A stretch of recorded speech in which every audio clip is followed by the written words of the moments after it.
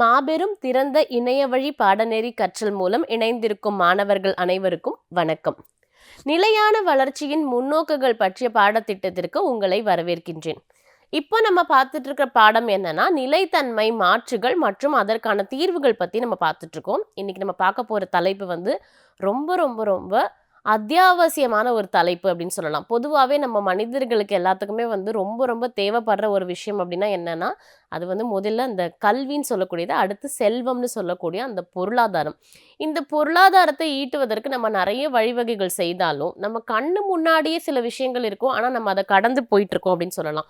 அதாவது உதாரணத்துக்கு சில நேரங்களில் வந்துட்டு அந்த ஒரு தமிழ்ல ஒரு பழமொழி சொல்லுவாங்க, என்னன்னா சிறு துரும்பும் பல் குத்த உதவும் அப்படின்னு சொல்லுவாங்க. ஆனா நம்ம என்ன பண்றோம் அப்படின்னா, சில பொருட்களை கழிவுகள், இது வந்து வேண்டாத ஒரு விஷயம் அப்படின்னு சொல்லி தூக்கி போட்டுட்டு போயிடுறோம். அப்படி தூக்கி போட்டு போற சில விஷயங்களை நம்மளால வந்து ஒரு செல்வமா, அதாவது வந்து நம்ம வந்து ஒரு வளமா, ஒரு நல்ல பொருளாதாரத்தை மேம்படுத்தக்கூடிய ஒரு பொருளாக மாற்ற முடியுங்கிறத பத்தி தான் இன்னைக்கு பாடத்திட்டத்தை நம்ம பார்க்க போறோம். வாங்க பார்க்கலாம். இப்போ பொதுவாகவே நம்ம பார்த்தோம்னா, நம்ம இந்திய நாடு அப்படின்னு நம்ம எடுத்துக்கிட்டோம் அப்படின்னா, எல்லா இடங்களையுமே வந்து ஒரு ப்ரொஜெக்ஷன்ஸ்னு நம்ம சொல்லுவோம். அதாவது ஒரு குறிப்பிட்ட ஆண்டுகளில் எப்படி இருந்தது, இனி வர காலங்களில் வந்து எப்படி இருக்க போகுது. அப்போ நம்ம வந்து ஒரு பகுப்பாய்வாக பார்க்கும்போது 2016, 2030, 2050 இது போன்ற காலகட்டங்களில் நம்ம எந்த அளவுக்கு இந்த கழிவுகளை பயன்படுத்தி நம்ம அதை வந்து ஒரு பொருளாதார மேம்பாட்டுக்கு கொண்டு போக முடியும் அப்படிங்கிறத நம்ம ஒரு வரைபடமாக இங்கே நம்ம பார்க்குறோம். ஸோ அதோடைய ப்ரொஜெக்ஷன் வந்துட்டு கிட்டத்தட்ட 2050 எந்த அளவுக்கு இருக்கு நம்மளால இந்த ஒரு குறிப்பிட்ட அந்த ஒரு வரைபடத்திலேருந்து நம்மளால தெரிஞ்சுக்க முடியுது.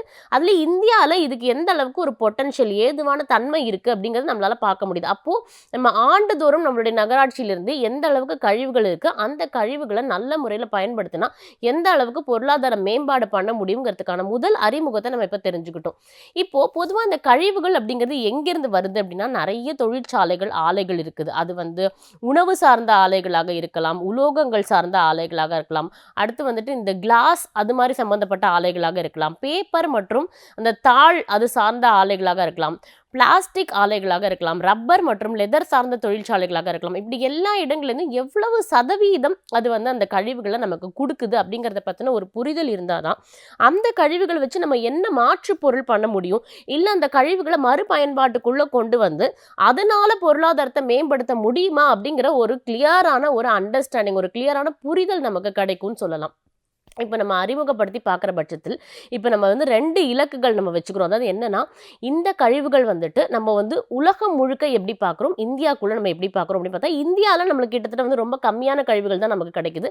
ஆனால் உலகம் முழுக்க நம்ம பார்க்கும்போது இது எல்லாமே என்னன்னா ஒரு மில்லியன் டன் அப்படிங்கிற ஒரு குறியீட்டுக்குள்ளே நம்ம சொல்கிறோம். அப்போது உலக அளவுலையும் சரி, இந்திய அளவுலையும் சரி, கிட்டத்தட்ட வந்து நம்ம வந்து ஒரு 300 to 600க்குள்ள இவ்வளோ மில்லியன் டன்ஸ் ஆஃப் கழிவுகள் நமக்கு கிடைக்குது அப்படின்னு நம்ம சொல்லலாம். ஒரு அப்ராக்சிமேட் ரேஞ்சாக நம்ம வச்சுக்கிட்டோம்னா இவ்வளோ கழிவுகள் நமக்கு கிடைக்குது. சரி, இவ்வளோ கழிவுகள் இருக்குது. இந்த கழிவுகளை நம்ம எப்படி பண்படுத்த போகிறோம், எப்படி பகுக்க போகிறோம்? பகுக்கிறதுன்னு சொல்லும் போது நீங்கள் எப்படி இதை கிளாஸிஃபை பண்ண போகிறீங்க? அது வந்து உணவு சார்ந்த கழிவுகளா, அல்லது நான் முதல்ல சொன்ன மாதிரி இதை தொழில் ஆலைகள்லேருந்து வரக்கூடிய கழிவுகளா, எப்படி இதை நீங்கள் டிஃப்ரென்ஸ் பண்ண போகிறீங்க? அதுக்கப்புறம் அதை எப்படி பயன்பாட்டுக்குள்ள, அதாவது யூட்டிலைசேஷனுக்குள்ளே எப்படி எடுத்துகிட்டு போக போகிறீங்க? இந்த மாதிரியான நிறைய கேள்விகள் நம்ம இருக்கும். அது எல்லாத்துக்குமே இந்த பாடத்தில் நான் ஒரே ஒரு உதாரணம் உங்களுக்கு கொடுத்துருக்கேன். உதாரணம்னு சொல்லும்போது வந்துட்டு இந்த வேளாண் மற்றும் விவசாயம் சார்ந்த கழிவுப் பொருட்கள், உணவு கழிவுப் பொருட்களை எந்தெந்த இடங்கள்ல, எந்தெந்த துறையில் எப்படி எப்படிலாம் பயன்படுத்தியிருக்காங்கிறத ஒரு கேஸ் ஸ்டடின்னு சொல்கிற மாதிரி ஒரு முன்மாதிரி அடையாளமாக நான் இன்னைக்கு உங்களுக்கு சமர்ப்பிக்க போகிறேன். அது எல்லாத்தையும் ஒன்று ஒன்றா நம்ம பார்க்கலாம் வாங்க. இப்போது கழிவு என்று எதை நம்ம சொல்கிறோம் அப்படின்னு பார்த்தோன்னா, பொதுவாகவே வந்துட்டு நம்மளுடைய மாநகராட்சி அப்படின்னு பார்க்கும்போது நம்ம சென்னை மாநகராட்சி நிறைய இடத்துல சுத்திகரிக்கிறாங்க. நிறைய இடத்துல வந்துட்டு நிறைய பொருட்கள் மக்கும் குப்பைகள், மட்காத குப்பைகள், நிறைய குப்பைகள் இருக்கு. இதுல நம்ம ரொம்ப தெளிவா சொல்லணும் அப்படின்னா, அந்த பெருங்குடி சைடு சென்னையில நம்ம பார்த்தோம்னா நிறைய இடங்கள்ல வந்துட்டு இந்த திடக்கழிவு என்று சொல்லக்கூடிய சாலிட் வேஸ்ட் நிறைய இடங்கள்ல காணப்படுகிறது. அதே மாதிரி திரவ கழிவு என்று சொல்லக்கூடிய கழிவுகளும் நிறைய இடத்துல நம்ம பயன்பாட்டுல பார்க்குறோம். இப்ப இதெல்லாம் எப்படி நம்ம சுத்திகரிக்க போறோம்?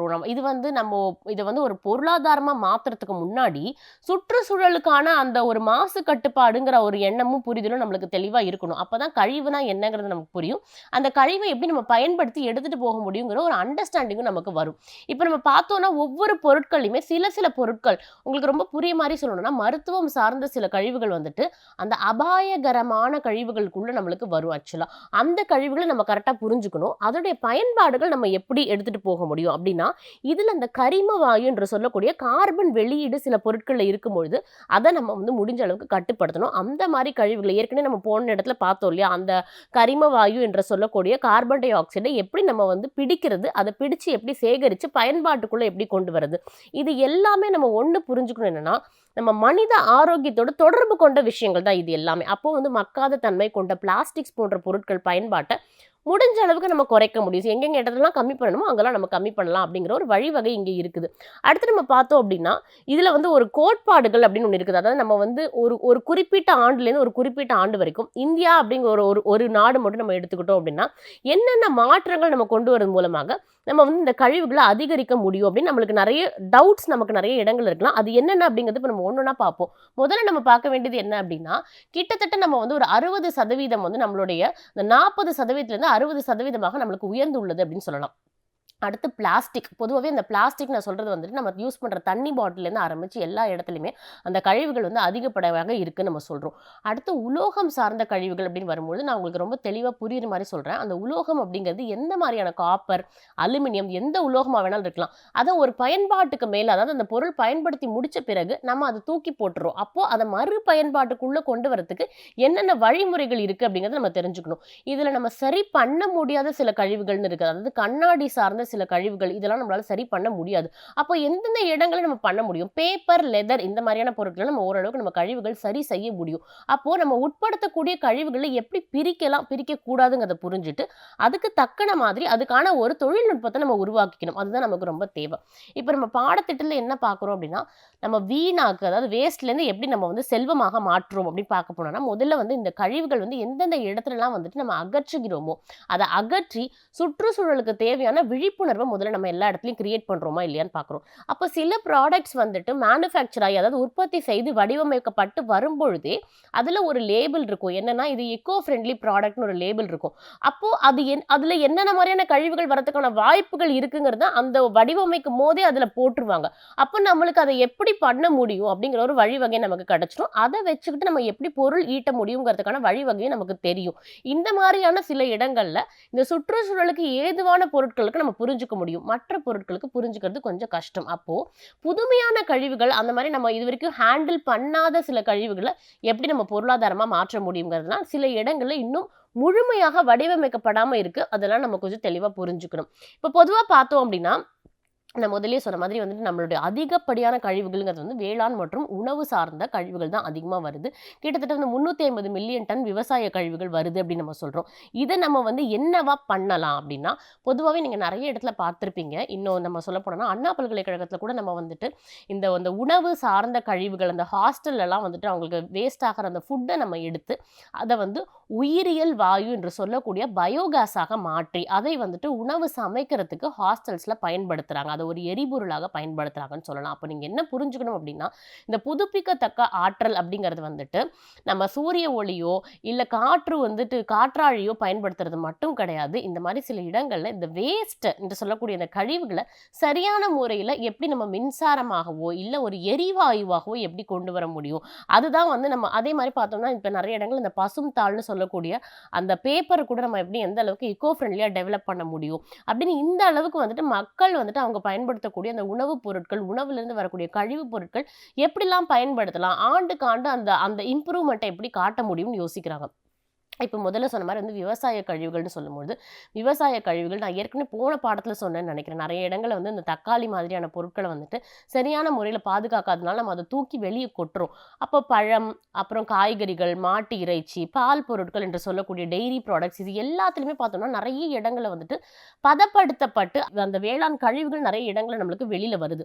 அது என்ன மாரியான பொருட்களாக வேணாலும் இருக்கலாம். இங்க நான் உங்களுக்கு ஒண்ணொண்ணுக்கும் வடிவமா குடுத்துருக்கேன். அதாவது வந்து ஒரு கிராப் ரெசிடியூ என்று சொல்லக்கூடிய அந்த பொருட்கள், இந்த ரைஸு, நெல்லு, அந்த மாரி கோதுமை இது சார்ந்த பொருட்கள், இந்த சாகுபடி ஆகும்போது வரக்கூடிய கழிவுகள் நம்ம சொல்றோம். அதுக்கு பிறகு வந்து அத தொழிற்சாலையில நம்ம உட்படுத்தப்பட்ட அதனால் வரக்கூடிய கழிவுகள வந்து நம்ம இந்த அம் சர்க்கரை ஆலைகள் மற்றும் சுகர்கேன் சார்ந்த ஆலைகள் அங்க வரக்கூடியது.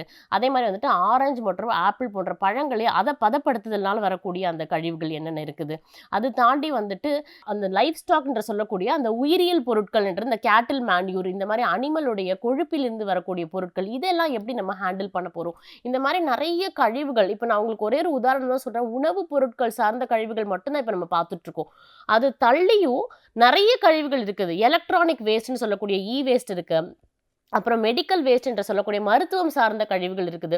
இப்படி நெறைய கழிவுகள் இருக்கு. ஒவ்வொரு கழிவுகளையும் எப்படி பயனுள்ள பொருளாக மாற்ற முடியுங்கிறது தான் இன்னைக்கு பாடத்திட்டத்துல நம்ம பார்த்துட்டு இருக்கோம். இப்ப வேளாண் கழிவுகள் அப்படின்னு சொல்லும்போது, இது வந்து உற்பத்தி மற்றும் செயலாக்கத்தின் உற்பத்தி அல்லாத வெளியீடுகள். அதாவது நம்ம வந்து வேளாண் பொருட்கள் அப்படின்னு சொல்லும்போது வந்துட்டு, நம்ம அத எப்படி உருவாக்குறோம், அந்த உருவாக்கும்போது நடுவுல நடக்கக்கூடிய அந்த ப்ராசஸ்ல என்னென்ன பொருட்கள் வருது, அதுல எந்த அளவுக்கு மனிதனுக்கு நன்மை பயக்கக்கூடிய பொருட்கள் கழிவுகளாக வெளிய வருது அப்படின்னு நம்ம பார்க்கணும். உங்களுக்கு இன்னும் ரொம்ப தெளிவா புரியிற மாரி சொல்லணும்னா, மனித கழிவுகள் என்று சொல்லக்கூடிய நம்மளுடைய கழிவுகள கூட நம்ம வந்து என்ன பண்ணலாம் அப்படின்னா, உயிர் எரிவாயுவாக மாற்ற முடியும். அதாவது வந்துட்டு பயோகேஸா கன்வெர்ட் பண்ண முடியும். இன்னும் சொல்ல போனோம்னா, சில வியாதிகளுக்கு கூட வந்து அத மருந்தாக எடுத்துக்கிறாங்க. மனித கழிவுகளையே எடுத்து அத பதப்படுத்தி, சில மருத்துவத் துறையில அத வந்து மருந்துகளாகவும் கன்வெர்ட் பண்ணி, கேன்சர் போன்ற வியாதிகளுக்கு இன்னமும் வந்துட்டு மருந்துகளா குடுத்துட்டு இருக்காங்க. இது எல்லாமே பார்த்தோம்னா, நம்மளுடைய பொருளாதார மதிப்பீடு மற்றும் சேகரிக்கும் முறைக்கு எந்த அளவுக்கு பயன்பாட்டுக்கு ஏதுவாக உள்ளது. அப்ப எந்த மாரியான கழிவுகளா வேணாலும் இருக்கலாம். அத எப்படி நம்ம வந்துட்டு பிரிக்க முடியும்? எப்படி கிளாசிஃபை பண்ண முடியும்? அதுக்கப்புறம் அதுக்கான என்னென்ன நடவடிக்கைகள் நம்ம எடுக்க முடியும்? அது எந்த கேட்டகரிக்குள்ள வருது? அப்புறமா அதுக்கு என்ன தொழில்நுட்பத்த பயன்படுத்தி, அத நம்ம பொருளாதார மேம்பாட்டுக்கு கொண்டு போக முடியும். அப்போ அந்த செயின் வந்து உங்களுக்கு புரியணும். அந்த தொடர் சங்கிலி எப்படி இருக்குங்கிறது உங்களுக்கு புரியணும். இப்போ நம்ம பார்த்தோம் அப்படின்னா, இந்த வேளாண் கழிவுகள் வந்துட்டு எந்தெந்த இடத்துலலாம் உருவாக்கமாகுது அப்படின்னு பண்ணும்போது, நான் முதல்ல சொன்ன மாரி சாகுபடி. இப்ப நீங்க வந்து நெல்லுலே பார்த்தீங்கன்னா, சம்பா, குருவை இந்த மாரி ஒவ்வொரு வகையான நெல் வகைகள் இருக்கும். அது எல்லாத்துலயுமே வந்துட்டு சில இடங்கள்ல நம்ம சில ரசாயனங்களையும் கலக்கறதுக்கான வாய்ப்புகள் இருக்கு. அந்த பேக்கேஜிங் பண்ணும்போதும், அத பதப்படுத்தும்போதும், சில பிரிசர்வேட்டிவ்ஸ் என்று சொல்லக்கூடிய பொருட்கள் நம்ம உள்ள வந்து ஆட் பண்றோம். அப்படி ஆட் பண்ணும்பொழுது, சில கழிவுகள வந்து நம்ம பயன்படுத்த முடியாம போறதுக்கு கூட வாய்ப்புகள் இருக்கு. அப்போ நம்ம என்ன பண்றோம் அப்படின்னா, வெறும் லாபத்த மட்டும் கணக்கீடாக வச்சுட்டு, மேம்படுத்தப்பட்ட உற்பத்தி தான் நம்மளுக்கு முக்கியமான ஒரு மூலக்கூறாக அமையும் பொழுது, பொருளாதார அடிப்படையில் சில பொருட்களை நம்ம வடிவமைத்து உற்பத்தி செய்தோம் அப்படின்னா, அதுல இந்த கழிவுகள்ல சில பின்னடைவுகள் வரதுக்கான வாய்ப்புகள் இருக்குது. அப்போ நம்ம என்ன பண்ணணும் அப்படின்னா, எந்தெந்த இடத்துலலாம் நம்ம கான்சன்ட்ரேட் பண்ணலாம்னு பார்க்கணும். ஒரு உதாரணத்துக்கு சொல்லணும் அப்படின்னா, இந்த லைஃப் ஸ்டாக் அதாவது வந்துட்டு கால்நடை மேலாண்மையில வரக்கூடிய அந்த பொருட்கள் நம்ம எடுத்துக்கிட்டோம் அப்படின்னா, சில இடங்கள்ல வந்து H2S மீத்தேன் போன்ற சில வாயுக்கள் வெளிய வரும். அது சில நேரங்கள்ல சில நாற்றத்த உருவாக்கும் அந்த இடத்துல. அப்போ அதெல்லாம் எடுத்து எப்படி கேப்சர் பண்ணி சில இடங்கள்ல உரமாக, இயற்கை உரமாக எப்படி உருவாக்க முடியும்? அப்படின்னு நம்ம பார்க்கணும். ஒரு உதாரணம் சொல்லணும்னா, நீங்க வந்து இந்த கிச்சன்ல இருக்கக்கூடிய வேஸ்ட்ட எடுத்து உயிரியல் எரிவாயுவாக மாற்றிய பின்பு, அதுல வந்து நம்மளுக்கு சில கழிவுகள் வரும். அந்த ஸ்லட்ஜஸ் என்று சொல்லக்கூடிய கழிவுகளை நீங்க எப்படி கையாள போறீங்க? அது எல்லாமே வந்து ஒரு சில யுக்திகள் இருக்குது. அதுக்கான சில முறைகள் இருக்கு. அதுபடி நம்ம கையாளும்போது, அது நம்மளால பொருளாதார பணமா அதான் முதல்ல நான் சொன்ன மாரி வட்ட பொருளாதாரம் என்று சொல்லக்கூடிய சர்க்குலர் எக்கானமிக்கு நம்மளால கான்ட்ரிபியூட் பண்ண முடியும். இப்ப நம்ம பொதுவாவே பார்த்தோம் அப்படின்னா, இந்த வேளாண் கழிவு மேலாண்மை அமைப்பு, இது ரொம்ப ரொம்ப முக்கியமான ஒரு டாபிக் என்னன்னா, அக்ரிகல்ச்சரல் வேஸ்ட் மேனேஜ்மென்ட் சிஸ்டம் என்று சொல்லக்கூடிய AWMS அப்படிங்கிறது இந்தியா இந்தியா மட்டும் இல்ல எல்லா நாடுகளிலுமே இது வந்து இருக்குது. பொதுவா இந்தியாவுக்கு வேளாண்மை தான் முதுகெலும்புன்னு சொல்றோம். மகாத்மா காந்தியடிகள் சொன்ன காலகட்டத்திலேருந்து. அப்ப நம்ம வந்து என்ன அப்படின்னா, இந்த தாவரம், விலங்கு என்ற எல்லா வளங்களின் தரத்தையும் நம்ம முன்னிறுத்தி, அத மேம்படுத்துற வகையில விவசாயியோட உற்பத்திக்கு காரணமா இருக்கக்கூடிய விஷயங்கள் என்னன்னு பார்த்தோம்னா, முதல்ல வந்து ஹார்வெஸ்டிங் அந்த அறுவடை காலம் தொடங்கி, அத பயிரிட்டு, அதுக்கப்புறம் அத விவசாயம் செய்து, அத பதப்படுத்தி, நடைமுறைக்கு நுகர்வோர்கிட்ட கொண்டு வர வரைக்கும், ஒவ்வொரு இடங்கள்லயுமே ஒரு கழிவுகள் வரும். அந்த கழிவுகள எப்படி நம்ம கையாள போறோம்? பயன்பாட்டுக்கு வந்த பிறகு வரக்கூடிய கழிவுகளை எப்படி நீங்க கையாள போறீங்க? இப்படி இப்படி ஒவ்வொரு ஸ்டேஜஸ்லயும், ஒவ்வொரு தளத்திலயும் சில கழிவுகள் இருக்கும். இத கையாள்றதுக்கான முறைகள் எல்லாத்தையுமே மொத்தமா ஒரு சங்கிலியா குடுக்குறது தான் இந்த ஏடபிள்யூஎம்எஸ்ன்னு சொல்றோம். இந்த ஏடபிள்யூஎம்எஸ் ஏன் அப்படின்னு பார்க்க போனோம்னா, நம்ம பொதுவாவே வந்துட்டு நெறைய இடங்கள்ல நம்மளுக்கு ஒரு பொருளை எப்படி கையாளுறதுன்னு தெரியாது. அது வந்து நமக்கு வந்து நெறைய இடங்கள்ல சில மேம்பாடுகள் மற்றும் சில பாதுகாப்புகளுக்கு நமக்கு நெறைய வந்துட்டு ஹேண்டில் பண்ற மெத்தட் தெரியாத பட்சத்துல, நம்ம வந்து காசு மாசுபடுவதற்கு வாய்ப்பு இருக்கு. சுத்தி இருக்கக்கூடிய நிலத்தடி நீர் பாதிக்கப்படுவதற்கு வாய்ப்பு இருக்குது. இது இது வந்து எல்லா இடத்தையுமே அதாவது வந்து அந்த உணவு சார்ந்த கழிவுங்கிறது நம்ம அந்த பஞ்சபூதங்கள்னு சொல்லக்கூடிய நீர், நிலம், நெருப்பு, காற்று, ஆகாயம் எல்லாத்தையும் மொத்தமா பாதிக்கக்கூடிய ஒரு தன்மை பொருந்திய ஒண்ணு. அப்ப நம்ம என்ன பண்ணணும் அப்படின்னா, நம்ம எல்லாத்தோட ஆரோக்கியத்தையும், சுற்றுச்சூழலுடைய மேம்பாட்டையும் மனசுல வச்சுக்கிட்டு தான் இந்த ஏடபிள்யூஎஸ்ன்னு சொல்லக்கூடிய அக்ரிகல்ச்சர் வேஸ்ட் மேனேஜ்மென்ட் வேளாண் சார்ந்த கழிவுகளின் மேலாண்மை அமைப்பு எப்படி இருக்க வேண்டும் என்ற புரிதல் நமக்கு இருக்க வேண்டும். இப்ப முதல்ல பார்த்தோம்னா, நான் ஏற்கனவே சொன்னேன். இந்த RRRங்கிற கான்செப்ட் நம்ம பார்த்திருக்கோம். அதாவது என்னன்னா, மறுபயன்பாட்டிற்கு கொண்டு வாருங்கள். மறுபடியும் அதை பயன் செய்யுங்கள். அத வந்துட்டு மறுசுழற்சிக்கு கொண்டு செல்லுங்கள். அப்பதான் வந்து நம்மளால வந்து ஒரு தூய்மையான இந்தியாவ, ஒரு தூய்மையான பாரதத்த உருவாக்க முடியும் அப்படிங்கிற அந்த ஒரு மனநிலை நம்ம எல்லாத்துக்கும் இருக்குன்னு நமக்கு தெரியும். ஆனா, நம்ம அத எப்படி வந்துட்டு நம்மளுடைய அந்த ஆப்ஷனுக்கு ஏத்த மாரி நம்ம எப்படி எடுத்துட்டு போறோம் அப்படிங்கிறது நம்மளுக்கு சில இடங்கள்ல வந்து சில டவுட்ஸ் இருக்கு. அப்ப நம்ம என்ன பண்ணணும் அப்படின்னா, சில படிக்கட்டுகள் மூலமா தான் நம்ம அத பண்ண முடியும். என்னன்னா, முதல் படிக்கட்டு அதுல வந்து பிரிவென்ஷன். அதாவது சில இடங்கள்ல சில பொருட்கள் நம்ம உற்பத்தி பண்ணும்பொழுதே, இந்தந்த பொருட்களெல்லாம் நம்ம வந்து ஆட் பண்ண வேண்டாம். நம்ம பிரிவென்ட் பண்ணிடலாம். நம்ம தடுத்துறலாம் அப்படின்னு இருக்கணும். சில இடங்கள்ல அத தடுக்கிறதுனா முழுமையா தடுக்கிறது. சில இடங்கள்ல நம்ம என்ன பண்ணுவோம்? குறைக்கிறது. That is called minimization. சில இடங்கள்ல கம்மி பண்ணணும். சில இடங்கள்ல ஓகே. இந்த பொருள் கொஞ்சம் சுற்றுச்சூழல் மேலாண்மைக்கு சப்போர்ட் பண்ணுது. அதனால இத நம்ம மறுபடியும் யூஸ் பண்ணிக்கலாம். அப்படிங்கிற எண்ணம் நமக்கு இருக்கும். சில இடங்கள் நம்ம என்ன பண்ணுவோம்னா, இத வந்து மறுசுழற்சிக்கு உட்படுத்தப்பட்டு திருப்பி அதே சிஸ்டம்ல நம்ம பயன்பாட்டுக்கு கொண்டு வரலாம். அல்லது வேற அமைப்புக்கு நம்ம பயன்பாட்டுக்கு எடுத்து செல்லலாம் அப்படின்னு இருக்கும். சில இடங்கள்ல நம்ம ஒரு ஒரு அமைப்பு, ஒரு சிஸ்டம் பண்ணும்பொழுது, அதுல சில ஆற்றல் சக்தி நமக்கு வெளிய போகும். அந்த ஆற்றல் சக்தி வந்து மின்சாரமா இருக்கலாம், வெப்ப சக்தியா இருக்கலாம். அத நம்ம எடுத்து வேற பயன்பாட்டுக்கு உள்ள கொண்டு வர முடியுமா? அதுதான் வந்து எனர்ஜி ரெக்கவரி. சில இடங்கள்ல நம்ம ஒண்ணுமே பண்ண முடியாதுங்க. இந்த கழிவு அவ்வளோதான்னா, பத்திரமா அத டிஸ்போஸ் பண்ணுங்க. அத தூக்கி போடும் முறைக்கு கூட ஒரு சில வழிவகைகள் இருக்கு. அத எப்படி பண்ணணுமோ அப்படிதான் பண்ணணும். அந்த கட்டுப்பாட்டுக்குள்ள நம்ம இருக்கும்போது தான் நம்ம சரியான ஒரு மனப்பக்குவத்துல இருக்கோமா இல்லையா அப்படிங்கிறது தெரியும். இப்ப பார்த்தோம்னா, இந்த கழிவுகளுடைய மேலாண்மை அதாவது வந்து வேஸ்ட் மேனேஜ்மென்ட் என்று சொல்லக்கூடிய அந்த 6 அடிப்படை செயல்பாடுகள் இருக்கு. இந்த 6 அடிப்படை செயல்பாடுகள் நான் முதல்ல பார்க்கறது என்னன்னா, இந்த உற்பத்தி நம்ம பண்ணும்போது சில இடங்கள்ல நெறைய தப்பு பண்ணிடுறோம். நம்ம வந்து ஒரு பொருள வந்து ஒரு ரா மெட்டீரியல் என்று சொல்லக்கூடிய மூலக்கூறு பொருட்கள எவ்வளவு வேணாலும் பயன்படுத்தலாம், எப்படி வேணாலும் பயன்படுத்தலாம். அந்த கைட்லைன்ஸ நம்ம ஃபாலோ பண்றதே கிடையாது. அப்ப புரொடக்ஷன்லயே நம்ம தப்பு பண்ணிடுறோம். உற்பத்தியிலேயே தப்பு பண்ணிடுறோம். சரி, உற்பத்தியில சில நேரங்கள்ல தப்பு நடந்துட்டா கூட அதெல்லாம் ஒண்ணு திரட்டி நம்ம ஒரு பயன்பாட்டுக்குள்ள கொண்டு வரோம்ல, அந்த இடத்துலயாவது நம்ம கொஞ்சம் கேர்ஃபுல்லா இருந்து, இவ்ளோ பெர்சென்ட் தான் அத நம்ம எடுக்கணும், எடுக்கக்கூடாதுங்கிற அந்த ஒரு ஸ்ட்ராட்டஜி நமக்கு இருக்கணும். சரி, நம்ம அத கலெக்ட் பண்ணிட்டோம். கலெக்ட் பண்ணதுக்கு அப்புறமேட்டு நம்ம என்ன பண்றோம், சில நேரங்கள்ல அத வேற இடங்களுக்கு மாற்றும்போது நம்ம 2 விதமா பண்ணுவோம். ஒண்ணு என்னன்னா, அத பதப்படுத்துறதுக்கான வாய்ப்புகள் இருக்குது. ட்ரீட்மெண்ட். ஏதாவது ஒரு ட்ரீட்மெண்ட்டுக்குள்ள அண்டர்கோ பண்ணுவோம். சில இடங்கள்ல அந்த பொருட்கள் ஓகே, அது ரெடியா இருக்கு. நம்ம அத வந்து சேமிப்பு பண்ணிக்கலாம். தேவைப்படும்போது அத எடுத்துக்கலாம். பயன்பாட்டுக்குள்ள கொண்டு வரலாம் அப்படிங்கிற ஒரு மனப்பக்குவம் இருக்கும்.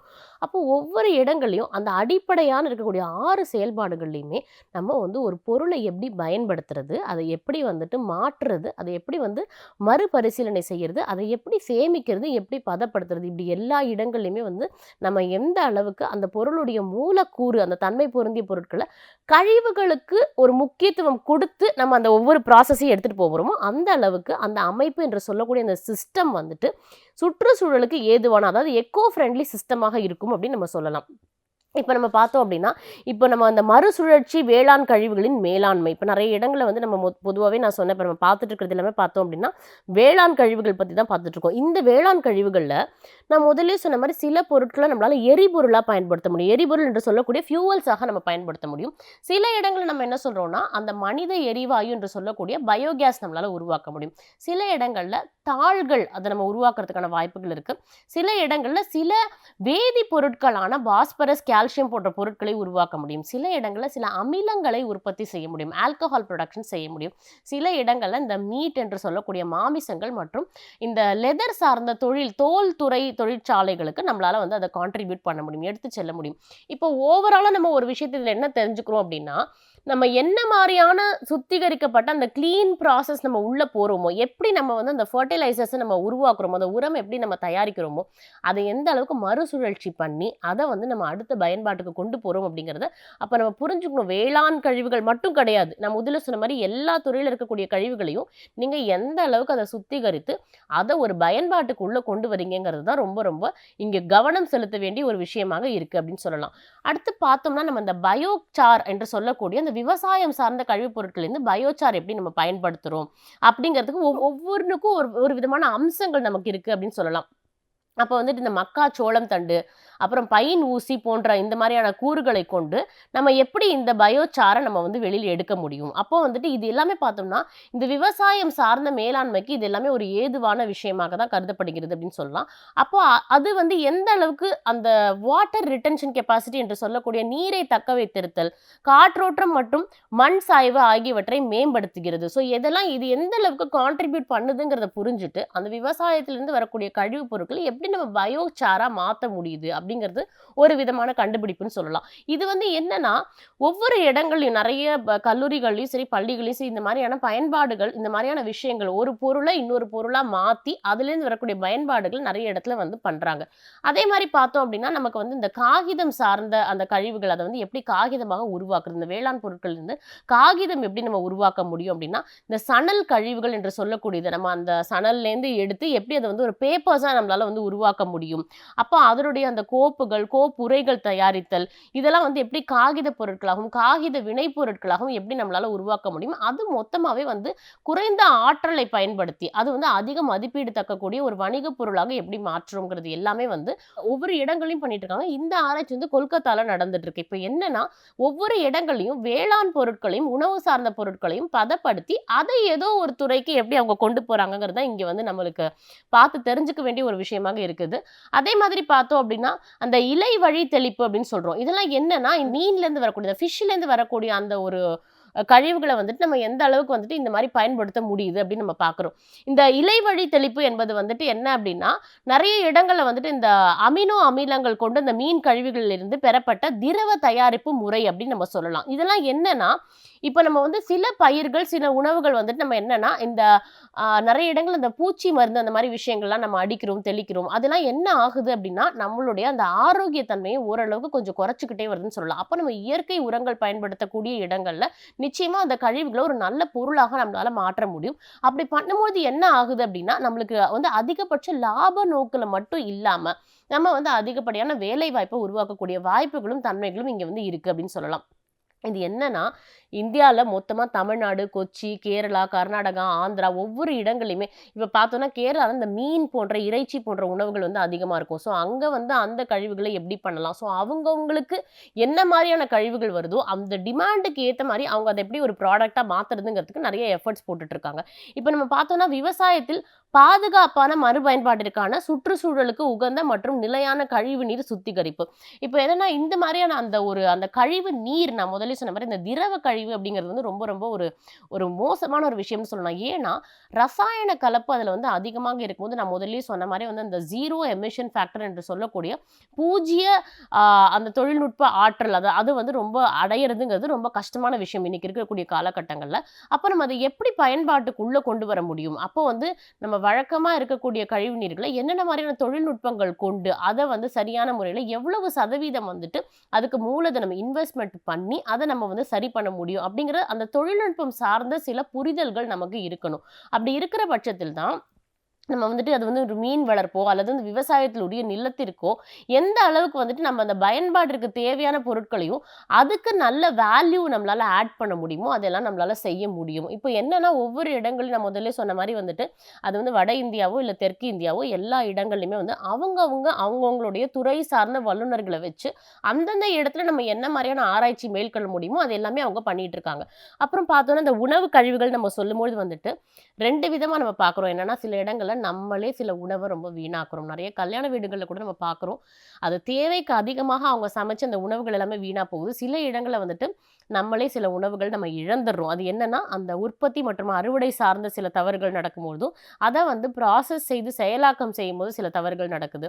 அதே மாரி இந்த நம்ம சாப்பிடுற இது வந்துட்டு பார்த்தீங்கன்னா, சில்லறை வணிகம் என்று சொல்லக்கூடிய சில்லறை வியாபாரத்தினாலயும் சரி, அதே மாரி கேட்டரிங் மற்றும் உணவகங்கள்ல ஏற்படக்கூடியதும் சரி, அதே மாரி உள்நாட்டு நுகர்வோர்கள்னாலயும் வரக்கூடிய சில வீணாக்குதல் மற்றும் இழப்புகள் நமக்கு நெறையா இருக்குன்னே சொல்லலாம். இப்ப இதுல நம்மளுக்கு என்ன புரியுது அப்டின்னா, இந்த உணவு கழிவு அப்படிங்கிறது உற்பத்தி ஆகிற இடத்துலயும் இருக்குது. அதே நேரத்துல அந்த உணவு முழுசா சமைச்சு எடுத்துட்டு வந்த பிறகு பின்னாடி வர கழிவுகளும் இருக்குது. அப்ப 2 விதமான கழிவுகள் இருக்கு. வேளாண் கழிவுகள்னு சொல்லும்போது, அது வந்து ஸ்டார்ட்டிங் ஃப்ரம் அத உற்பத்தி செய்றதுலேருந்து ஆரம்பிச்சு, அது வந்து உணவா வந்ததுக்கு அப்புறமேட்டு வரக்கூடிய கழிவுகள் இருக்கு.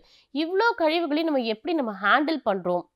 நம்ம இன்னைக்கும் பார்க்குறோம் நெறைய இடங்கள்ல வந்து சாப்பாடு மீதமாயி அத கொண்டு போய் கொட்டிர்றாங்க. ஆனா, அத அப்படி கொட்டாம அத ஒரு எரிவாயுவா பயன்படுத்த முடியுமா? உருவாக்குறதுக்கான வாய்ப்புகள் இருக்குதா? அதுக்கு என்ன தொழில்நுட்பம் நம்ம உருவாக்க முடியும்? அந்த ஏரோபிக், அனரோபிக் டைஜஷன் என்று சொல்லக்கூடிய அந்த பயோகாஸ் சிஸ்டம் எப்படி நம்ம உருவாக்க முடியும்? இதெல்லாம் நம்ம வந்து தெரிஞ்சுக்கணும். அப்பதான் வந்து உணவு இழப்பு மற்றும் கழிவுகள வந்துட்டு நம்ம சரியான முறையில அதாவது என்னன்னா, இன்னைக்கு உலகளாவிய அளவுல வந்துட்டு நம்ம இந்த மாரியான இழப்புகள் மற்றும் கழிவுகள் நம்ம நெறைய பார்க்குறோம். இத நம்ம பொதுவாவே எப்படி பார்க்குறோம் அப்படின்னா, நுகர்வோர்கள் எப்படி அந்த அளவுக்கு பார்க்குறாங்க? அந்த கழிவுகள முடிஞ்ச அளவுக்கு நம்ம என்ன பண்ணலாம்? நம்ம தான் நுகர்வோர்கள். அப்ப நம்ம என்ன பண்ணலாம்னா, நம்மளுக்கு இவ்ளோ தான் தேவை அப்படின்னா, அதுக்கு ஏத்த மாரி அந்த உணவோட கன்சம்ப்ஷன் நம்ம கம்மி பண்ணிக்கணும். முடிஞ்ச அளவுக்கு நம்ம வந்து அந்த உற்பத்திய வந்துட்டு நம்ம அந்த மகசூல் இடைவெளிக்கும் உற்பத்தியை அதிகரித்தல் அது 2க்குமான அந்த கேப்ப நம்ம எந்த அளவுக்கு ஃபுல்ஃபில் பண்ண முடியும்? அதுதான் வந்து ஒரு நிலையான தீர்வு. நம்ம வந்து ஒரு பொருள் சாகுபடி செய்றோம், இல்ல ஒரு பயிர் நம்ம சாகுபடி செய்றோம்னா, அது எந்த அளவுக்கு நுகர்வோர போய் ரீச் ஆகும்? அதுக்கான விலை எப்படி நிர்ணயிக்க முடியும்? அதுக்கான வந்துட்டு அந்த பிரிசர்வேஷன் அதாவது வந்து அத பாதுகாக்கக்கூடிய வழிமுறைகள் இருக்கா?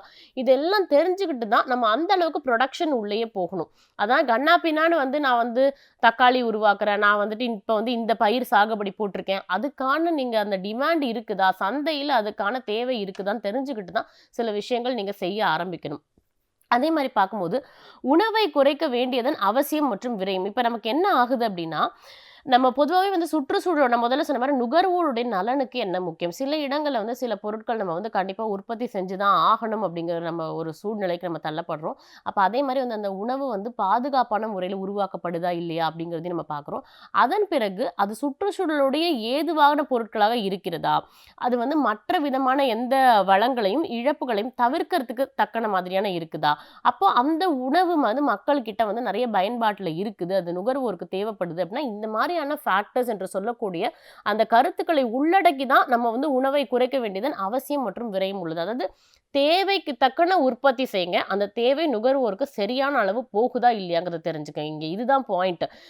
எனக்கு இது தேவை, இது எனக்கு அங்க கிடைக்குது அப்படின்னா, அந்த லிமிட்டேஷனுக்குள்ள தான் நம்மளுக்கு இருக்கணும். அப்போ ஒவ்வொரு மாநிலத்துக்கும், ஒவ்வொரு மாவட்டத்துக்கும் நம்ம இந்தந்த பொருட்கள தான் உற்பத்தி செய்றோம். இதனால இவ்ளோ கழிவுகள் வரும். அந்த கழிவுகள எப்படி மேலாண்மை பண்ண முடியும்? எப்படி மேனேஜ் பண்ண முடியுங்கிற ப்ராசஸையும் டிசைன் பண்ணிட்டு அப்புறமா உற்பத்திக்குள்ள போகும். அப்போ கழிவுகள வந்து நம்ம ஈஸியா ஹேண்டில் பண்ண முடியும். இப்ப பார்த்தோம் அப்படின்னா, இந்த உணவு வந்து வேஸ்ட் ஆறதுக்கு என்ன காரணம்? நான் முதல்லயே சொன்ன மாரி எக்ஸஸ் புரொடக்ஷன். என்கிட்ட பணம் இருக்கு, என்கிட்ட நிலம் இருக்குது, என்கிட்ட பயிர் இருக்கு, நான் பாட்டுக்கு உற்பத்தி பண்றேன் அப்படின்னா, அது வந்து சரி கிடையாது. அதே மாதிரி வந்துட்டு சில பொருட்கள் நம்ம வந்துட்டு இந்த ஹார்வெஸ்டிங் என்று சொல்லக்கூடிய அறுவடை செய்யறதுக்கு முன்னாடியே அது ப்ரீ மெச்சூர் ஆயிடுது. அது வந்து அதிக முன்னாடியே வந்து அதோட வளர்ச்சி வந்து அதிகப்படியாக மாறிடுது. அப்ப அதனால அது வந்து பயன்பாட்டுக்கு வர முடியாம அத நம்ம வெளிய தூக்கி போட்டுர்றோம். அதே மாரி சில இடங்கள்ல வந்துட்டு இடைத்தரகர்கள் நெறைய பேர் இருக்காங்க. இந்த இடைத்தரகர்கள் வந்துட்டு அந்த பொருளுக்கு ஒவ்வொரு விலை வைக்கிறாங்க. அது சந்தைக்கு எடுத்து செல்லப்படும்போது வேற மாதிரியான சிக்கல்கள் எல்லாமே உள்ள வருது. அப்போ என்ன ஆகுது? அந்த பொருள் வந்து உற்பத்தி பண்றவங்க ஒரு விலை சொல்றாங்க. நுகர்வோருக்கு ஒரு விலை இருக்குது. நடுவுல இவங்க ஒரு விலை வைக்கிறாங்க அப்படின்னா, சில பேர் என்ன சொல்றாங்க, இந்த பொருள் எங்களுக்கு வேண்டவே வேண்டான்றாங்க. அப்போ அந்த பொருள் முழுமையாவே வேஸ்ட் ஆயிடுது. ஸோ இந்த மாரிலாம் நடக்காம, உணவு அப்படின்னு வரும்பொழுது, நீங்க நல்லா ஒண்ணு புரிஞ்சுக்கங்க. ஆங்கிலத்துல ஒரு பழமொழி சொல்லுவாங்க. "When you are having excess food, somewhere someone is ஸ்டார்விங்ன்னு" சொல்லுவாங்க. உங்ககிட்ட அதிகப்படியான உணவு இருந்தாலும், அதே நேரத்துல சில பேர் பசி பட்டினியில இறந்துட்டு இருக்காங்க. அத நீங்க கருத்துல கொண்டு தான் ஒரு உணவ வந்து நீங்க இது பண்ணணும் அப்படின்னு சொல்றாங்க. அதே மாரி பார்க்கும்போது இன்னைக்கு கிட்டத்தட்ட வந்துட்டு நம்ம சாப்பிட்ட உணவு அப்படிங்கிறது வந்துட்டு எவ்வளோ இருக்கு அப்படின்னு பார்த்தோம்னா 29 மில்லியனுக்கு மேல் சாப்பிட்டது. அதுல வந்து எவ்வளோ பார்த்தோம்னா உணவு பற்றாக்குறை 36 மில்லியன் நமக்கு வந்து இருக்குது. அதே மாரி வந்து 155 மில்லியன் வந்து பருமனான இப்போ என்னையும் சேர்த்து தான் நான் சொல்றேன். அதாவது இந்த உடல் பருமன் அப்படிங்கிறது நம்ம இந்த ஒபிசிட்டி அப்படிங்கிற அந்த ஒரு கேட்டகரிக்குள்ள வரும். ஏன்னா நம்ம சில நேரங்கள்ல என்ன பண்றோம் அப்படின்னா ரொம்ப எக்ஸஸாக சாப்பிட்றோம், அளவுக்கு மீறி நம்ம அதிகமாக சாப்பிட்றோம். சில இடங்கள் என்ன ஆகுதுன்னா, ஊட்டச்சத்து குறைபாடு ஏற்பட்டு நிறைய பேருக்கு உணவே கிடைக்காம கஷ்டப்பட்டுட்டு இருக்காங்க. அதாவது 6 வேளை சாப்பிட்றவங்களும் இருக்காங்க, 1 வேளை சாப்பிட்றவங்களும் இருக்காங்க. அப்போ அந்த உணவ முதல்ல உங்களுக்கு மதிக்க தெரியுதான்னு நீங்க பாருங்க. அப்பதான் அத வந்து நீங்க வந்து ஒரு உயரிய செல்வமா உங்களால மாற்றக்கூடிய தன்மை உங்களுக்கு உண்டுன்னு சொல்லலாம். இந்த உணவு இழப்பு மற்றும் கழிவுகளுக்கு பல காரணங்கள் இருக்குது. நான் முதல்லயே சொல்லிட்டேன் ஆக்சுவலா. இது என்னன்னா, நிறைய தொழில்மயமாக்கப்பட்ட நாடுகள்னு சொல்லும்போது இங்கிலாந்து, ஜெர்மனி, USA இது போன்ற மேலை நாடுகள்லாம் என்ன நம்ம பண்றோம் அப்படின்னா, அந்த கழிவுகள் எவ்வளோ வரணும், எவ்வளோ வரக்கூடாதுங்கிறதுக்கான நுகர்வோர் விழிப்புணர்வு அவங்க நிறைய வச்சிருக்காங்க. ஆனா அன்ஃபார்ச்சுனேட்லி நம்ம இன்னும் அந்த மாரி விஷயங்கள் எல்லாம் இன்னும் செயல்முறைக்கு கொண்டு வரல. அது எல்லாத்தையும் நம்ம நிச்சயமா பார்க்கணும். அதே மாரி முதல்ல சொன்ன மாரி இந்த நிலையான தன்மைன்னு சொல்லக்கூடியதுல வந்துட்டு, நோ பாவர்ட்டி, நோ ஹங்கர்ன்னு நம்ம ஒண்ணு சொல்லுவோம். அதாவது என்னன்னா, இது உங்களுக்கு நான் புரியிற மாரி சொன்னா, நம்மளுடைய மகாகவி பாரதியார் ஏற்கனவே சொல்லியிருக்காரு. "தனி ஒரு மனிதனுக்கு உணவில்லை எனில் இந்த ஜெகத்தினை அழித்திடுவோம்னு" சொல்லியிருக்காரு.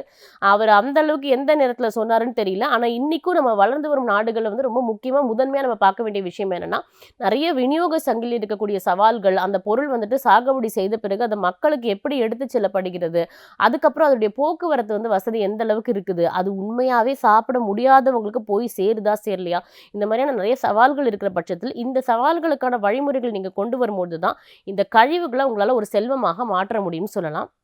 அதே மாதிரி இதில் ஏற்படக்கூடிய அந்த உணவு இழப்பு மற்றும் உணவு கழிவுகளை தடுப்பது எப்படிங்கிறதுக்கான நடவடிக்கைகள் நிறையாக இருக்குது. அதை நம்ம பார்க்கும்பொழுது வந்து அந்த உள்கட்டமைப்பு என்று சொல்லக்கூடிய பேக்கேஜிங், இப்போ எங்கேயாவது ஒரு உணவு வீணாகுது அப்படின்னா, தயவு செஞ்சு உங்களுக்கு பக்கத்தில் இருக்கக்கூடிய இடங்கள்ல அந்த பேக்கேஜிங் செஞ்சு அந்த உணவை எப்படி நம்ம வந்து சரியான முறையில் பயன்படுத்த முடியுங்கிறதுக்கான வழிகள் இருக்கா அப்படிங்கிறத பாருங்க.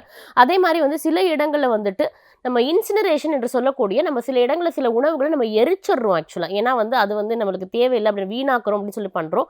அப்போ என்ன ஆகுது அப்படின்னா, பாதுகாப்பான உணவு கையாளுதல் நடைமுறைகளை பயன்படுத்த உணவு சங்கிலி ஆபரேட்டர்களின் அறிவு மற்றும் திறனை வளர்த்தல். அப்போ நம்ம என்ன பண்ணுறோம்னா, சில உணவுப் பொருட்களை எரிக்கலாம், சில பொருட்களை எரிக்கக்கூடாது. அப்போ வந்து அந்த சங்கிலியில் இருக்கக்கூடிய ஆப்ரேட்டர்ஸ் என்று சொல்லக்கூடிய அதை ஹேண்டில் பண்ணக்கூடிய நபர்களுக்கு அதற்கான விழிப்புணர்வை நம்ம நிச்சயமாக கொடுத்தே ஆகணும். அதே மாதிரி வந்து நம்ம பார்த்தோம் அப்படின்னா, இந்த வேளாண் தொழில்நுட்பத்தில மட்டும்தான் முதலீட்டு சூழலை மேம்படுத்துதல். நிறைய இடத்துல நிறைய பேர் வந்து இன்வெஸ்ட் பண்றதுக்கு மத்திய அரசும் சரி, மாநில அரசும் சரி, இன்னைக்கு நிறைய இடத்துல அவங்க இன்வெஸ்ட்மெண்ட்ஸ் கொண்டு வராங்க. அப்போ அவங்க விவசாயிகளோட சரியான உணர்வு பூர்வமான புரிதல் ஒப்பந்தத்துக்குள்ள வராங்களா இல்லையா? இந்த மாதிரியான கேள்விகள் நம்மளுக்கு நிறைய இருக்குது. அதே மாதிரி மார்க்கெட்டிங் என்று சொல்லக்கூடிய அந்த கூட்டுறவு விவசாயிகள் சங்கம் எந்த அளவுக்கு வந்து அந்த வசதிகள் எல்லாத்தையும் மேம்படுத்துறாங்க, அவங்களுக்கு தேவையான அந்த இழப்பீடுகள் எல்லாமே சரியான நேரத்தில் கிடைக்குதா கிடைக்கலையா, இது எல்லாம் இருக்கும்போது தான் அவங்களால வந்து ஒரு பெரிய அளவிலான ஒரு சந்தை உள்ளுக்குள்ள அவங்களுடைய பொருளை வந்து உள்ள கொண்டு வர முடியும். அதுக்கான அமைப்புகள் அவங்களால வந்து பல்வேறு நாடுகளுக்கு இடையில உருவாக்கி, இப்போ இந்தியா ஒரு பொருளை சாகுபடி பண்ணுது அப்படின்னா அதை வெளிநாட்டுக்கு எடுத்துட்டு போக முடியும். அங்கேருந்து நம்மளால இங்கே வாங்கவும் முடியும். அது எப்படி உங்களுக்கு சொல்றது அப்படின்னா, அதுவும் அகைன் பாரதியார் ஏற்கனவே சொல்லியிருக்காரு. அதாவது நம்ம வந்து இங்க கேரள நாட்டில நம்ம வந்து அந்த பொருட்களை கொடுத்து நம்ம தமிழ்நாட்டிலேருந்து நம்ம பண்டமாற்று முறையில் நிறைய விஷயங்கள் வாங்கிக்கலாம் அப்படின்லாம் அவர் பாடியிருக்காரு. அந்த மாதிரி இன்னைக்கும் அந்த ட்ரேடிங் அண்ட் எக்ஸ்சேஞ்ச் வந்து உணவுத்துறையில எந்த அளவுக்கு போயிட்டு இருக்கு, அதுக்கான புரிந்துணர்வுகள் சரியான முறையில் இருக்கா இல்லையாங்கிறது எல்லாமே நம்ம வந்து அந்த கழிவுகளை எந்த அளவுக்கு சரியான முறையில் கையாளுறோமோ அதை பொறுத்து தான் அதை வந்து ஒரு பணமா செல்வமா நம்மளால மாற்ற முடியும். அது வந்து ரொம்ப தேவையான ஒரு விஷயம் அப்படின்னு சொல்லலாம். அதே மாதிரி வந்துட்டு அந்த பேக்கிங் பண்ணக்கூடிய இடங்கள்ல கூட வந்துட்டு எப்படி என்ன மாதிரியான முறைகள் நம்ம பண்றோம். சில உணவுப் பொருட்கள்ல சில ப்ரிசர்வேட்டிவ்ஸ் நம்ம ஆட் பண்றோம். அது நீங்க பார்த்தீங்கனாலே தெரியும். ஈன்னு ஒரு நம்பர் போட்டிருப்பாங்க. அந்த நம்பருக்கு கீழ தான் வந்து அந்த உணவு வந்துட்டு பாதுகாக்கப்பட்டு பேக்கேஜிங் செய்யப்பட்டு அது சில தொழில்நுட்பத்தினால இன்னைக்கு உள்ளுக்குள்ள வருது அப்படின்னு நம்ம சொல்றோம். அப்ப அந்த மாதிரியான பொருட்கள் எல்லாமே எந்த அளவுக்கு வந்துட்டு நம்ம மனிதர்களால் புரிந்துக்கக்கூடிய அந்த ஒப்பந்த அடிப்படையில் உள்ள இருக்கு அப்படிங்கிறத நம்ம தெரிஞ்சுக்கணும். இது எல்லாமே தான் அந்த உணவு கழிவுகளுக்கும் மனித சங்கிலிக்கும் இடையில இருக்கக்கூடிய அந்த தொடர்பை இன்னும் மேம்படுத்துது அப்படின்னு சொல்லலாம். அதே மாதிரி இந்த உணவு கழிவுகளை வந்து நம்ம செல்வமாக மாற்றுறோம் அப்படின்னா அதுக்கான தொழில்நுட்பம் எந்த அளவுக்கு இருக்கு. நான் முதல்லயே சொன்ன மாதிரி வந்துட்டு அதற்கான அந்த நம்ம ஒரு மருத்துவமனைன்னு எடுத்துட்டோம்னா மருத்துவமனையில் எந்த அளவுக்கான கழிவுகள் நம்மளுக்கு அந்த மருத்துவமனையில் இருக்கக்கூடிய உணவுகள் சார்ந்த கழிவுகள் எவ்வளோ வருது, அதை வந்து நம்ம உரமா மாற்ற முடியும், ஒரு மேன்யூரா கன்வெர்ட் பண்ண முடியுமா முடியாதா, அது வந்து மனிதர்களுக்கு பொருளாதாரம் சார்ந்த எந்த விதமான வளர்ச்சியை நமக்கு கொடுக்குது, இது எல்லாமே நம்ம தெரிஞ்சுக்கணும். அப்பதான் நம்ம வந்து திடவ பொருள், திரவ பொருள் மற்றும் தாவர உணவாக உணவு கழிவுகள் நம்ம எப்படி உள்ள கொண்டு வர முடியும், இந்த மாதிரியான வழிவகைகள் நம்மளுக்கு தெரியணும். அதை மாற்றுவதற்கான தொழில்நுட்பங்கள் என்னென்ன இருக்கு அப்படிங்கிறது நம்ம தெரிஞ்சுக்கணும். பொதுவாகவே நான் முதல்லயே சொன்னேன் அந்த AWM, அதாவது வந்துட்டு அக்ரிகல்ச்சரல் வேஸ்ட் மேனேஜ்மெண்ட் சிஸ்டம் என்று சொல்லக்கூடிய அந்த மேலாண்மை திட்டம் இந்தியாவில் எப்படி இருக்குது, அது வந்து உற்பத்தியிலேருந்து ஆரம்பிச்சு நான் முதலே சொன்ன மாதிரி வந்துட்டு அது அறுவடை காலம் காலங்கள்லேருந்து ஆரம்பிச்சு உற்பத்தியிலேருந்து பொருளாதார நிதிநிலையை நிர்வகிக்கக்கூடிய அளவுக்கு ஒரு ஏதுவான சூழலை உருவாக்குதா இல்லையா அப்படிங்கிறது தான் இந்த ஏடபிள்யூசி, அதாவது வந்துட்டு இந்த அக்ரிகல்ச்சரல் வேஸ்ட் மேனேஜ்மெண்ட் சிஸ்டம் வந்துட்டு எந்த அளவுக்கு நம்ம நாட்டில் பயன்பட்டு இருக்குங்கிறத நம்ம புரிஞ்சுக்கணும். அந்த புரிதல் இருக்கும்போது தான் நம்மளால அந்த மாதிரியான ஒரு மேலாண்மை சட்டத்தை நம்ம இருக்கக்கூடிய இடங்களில் உருவாக்க முடியுமா? அது கல்லூரியோ பள்ளியோ இல்லை பிற இடங்களிலிருந்தோ அது ஒரு ஒழுங்குமுறைக்குள்ள கொண்டுபட்டு ஒரு ஆண்டுக்கு எவ்வளோ மில்லியன் நம்ம வந்து நம்ம இடங்கள்லேருந்து எவ்வளோ கழிவுகள் நம்ம கொடுக்குறோம், அந்த காய்கறிகள் மற்றும் பொருட்கள் நம்ம சரியான முறையில் நம்ம மறு பயன்பாட்டுக்குள்ள கொண்டு வரோமா, அதை வந்து வேற ஏதாவது ஒரு எரிவாயுவாவோ இல்லை வேற பொருளாவோ நம்ம மாத்துறோமா, விநியோகத்திற்கு வரும்பொழுது அதனால வந்துட்டு வர்த்தக ரீதியாகவும் பொருளாதார ரீதியாகவும் என்ன விதமான பலன்களை நம்ம அடையிறோங்கிறத நம்ம புரிஞ்சுக்கணும். இதெல்லாம் புரிஞ்சுக்கிற பட்சத்தில் தான் அந்த அறுவடைக்கு பின் வரக்கூடிய பொருட்கள் வந்துட்டு உணவு முறையில் வீணாக்கப்படாமல், அதுக்கு வந்து ஏதோ ஒரு நான் முதலே சொன்ன மாதிரி வந்துட்டு அதை பதப்படுத்துதலையோ இல்லை வந்து அதை வர்த்தக ரீதியாக நம்ம கொண்டு வரும்பொழுதோ அது நம்ம அதோடைய அமைப்பை நம்ம எப்படி உருவாக்குறோம் அப்படிங்கிறது தான் வந்துட்டு நம்ம கடைசியாக அந்த வேளாண் துறையோட ஆராய்ச்சி முடிவுகளாக நம்ம எடுத்துக்கணும்னு சொல்லலாம். ஏன்னா வேளாண் துறையில் ஒவ்வொரு இடங்களில் ஆராய்ச்சி நடந்துட்டு இருந்தாலும் இந்த கழிவுகளுடைய மேலாண்மை அப்படிங்கிறது ரொம்ப ரொம்ப நம்ம கருத்தில் கொள்ள வேண்டிய ஒரு விஷயமா இருக்குது. அதற்கான முதலீட்டுகள், அந்த இன்வெஸ்ட்மெண்ட், ஃபாரின் இன்வெஸ்ட்மெண்ட் சொல்லுவாங்க, வெளிநாட்டவர்கள் கூட வந்து இந்த மாதிரியான விஷயங்களுக்கு எவ்வளவு முதலீடு கொடுக்குறாங்க, அது நம்ம நாட்டுக்கு எவ்வளவு தேவைங்கிறத நம்ம புரிஞ்சுக்கணும். அதுக்கு ஏற்ற மாதிரி தான் நம்ம உணவை உற்பத்தி செய்து மக்களுக்கு கொடுக்கணும். இப்போ இது வரைக்கும் நம்ம பார்த்த பாடத்திட்டத்தில் அந்த உணவு மற்றும் அந்த உணவு சார்ந்த கழிவுகள் மத்தி தான் பார்த்துருக்கோம். நம்ம பொதுவாகவே எந்த கழிவுகளாக இருந்தாலும் அதை வந்து ஒரு செல்வமாக பொருளாதாரம் ரீதியாக வட்ட பொருளாதாரத்துக்குள்ள நம்மளால மறு பயன்பாடு மற்றும் மறுசுழற்சியால கொண்டு வர முடியும். அதுதான் இன்னைக்கு பாடத்திட்டத்தில் நம்ம பார்த்துருக்கோம். ஒரு உதாரணம் தான் நான் இன்னைக்கு முழு பாடத்தில் கொடுத்துருக்கேன். இது மாதிரி நீங்க எந்த துறை வேணாலும் எடுத்துக்கிட்டு நீங்க வந்து மருத்துவம் சார்ந்த கழிவுகளோ அல்லது வந்துட்டு வேற உலோகங்கள் சார்ந்த தொழில்நுட்பத்தில் வரக்கூடிய கழிவுகளோ, ஒவ்வொரு தொழில்துறைக்கான கழிவுகளை எப்படி கையாளுறது, அது எப்படி பொருளாதாரமாக மாத்துறதுங்கிறத தெரிஞ்சுக்கிட்டு அது நோக்கிய ஒரு பொருளாதார பயணத்தை நீங்க ஆரம்பிக்கணும்னு சொல்லி இந்த பாடத்தை நான் இதோட நிறைவு செய்கிறேன். மீண்டும் அடுத்த ஒரு பாடத்துல நம்ம சந்திப்போம். நன்றி, வணக்கம்.